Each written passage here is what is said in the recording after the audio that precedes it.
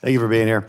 Look, when we evaluate these programs, I agree with my colleague here about the need to use our money wisely. We have to assess how effective the money is that we're spending. So I want to drill down on a couple policies, make sure we're actually strengthening our access to care and continuity of care. Many of the programs we're talking about today are meant to advance primary care. That's a big passion of mine. I think that's where any patient enters the healthcare system, so that's where legislatively we should enter healthcare reform. And look, I think there's a few opportunities that we could look at here to make this better. Inflation, soaring workforce costs, that has caused a lot of problems. It means it's really hard to recruit health professionals and retain them. This is particularly true for community health centers.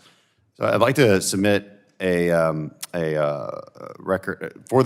statement from Lone Star Family Health Center, which serves thousands of people in my district, to show that these workforce challenges are real for them as well. Community health centers are supposed to improve access to primary care services that can reduce costs to public insurance programs while also preventing emergency room visits that are extremely costly. So that's the value add that we're looking for. But when you can't hire anyone, and we're not just talking about physicians here, we're talking about dental hygienists, we're talking about medical assistants, it becomes pretty difficult to provide that care. So I've supported legislation to remove unnecessary red tape for licensing medical professionals. Can you comment on this in general terms? What do you need to help us hire more people, make it easier to hire more people? What are the barriers that we need to overcome?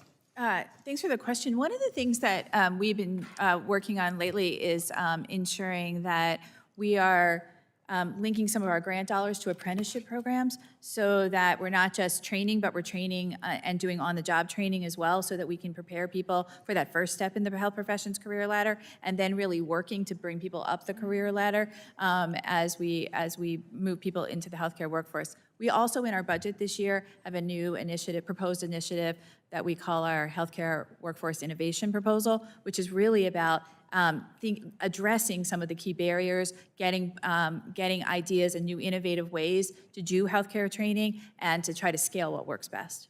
You're trying to reform training?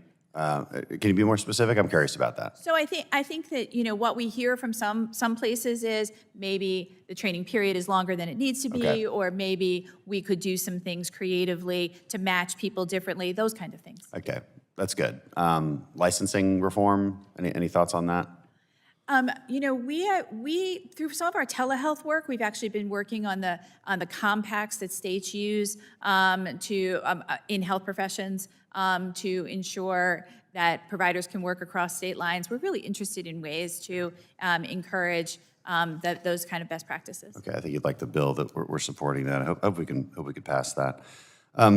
As you know, National Health Service Corps is supposed to be a deal where physicians receive scholarships and loan repayment in exchange for practicing in at-need communities. But a recent study prepared for the Department of Health and Human Services suggests clinicians who don't participate in that, without those benefits, actually practice in health professional shortage areas more often and for longer than those who do. So that tells me we might be wasting money on some of these folks. There was an average 13% gap between non-program providers and participating providers. That's just strange. So how long, I have a couple of questions. How long does the average National Health Service Corps participant practice in a shortage area after their obligation is complete? I think I'm repeating these questions, but I was... Yeah. And so there is the base obligation to stay in the service. They have a service obligation to stay for 2 years. If they get a continuation, sometimes they stay for multiple years. And our data is where we look 2 years after they complete their service obligation, 86% of people are still in underserved communities. Okay, there's obviously some kind of problem here, isn't there? So are we not using this money correctly? Is there better ways to incentivize? Are we exploring better ways to incentivize practitioners in those underserved We're areas? always looking for ways to continue to grow the workforce in the communities that need them the most, which is why we also have the Teaching Health Center program, which is about not just, loan repayment is about getting people there who are already through residency. Teaching Health Center is actually about doing the residency in the community where you want people to practice. And then we also have National Health Center scholarship programs where people make the commitment and as part of their medical school education.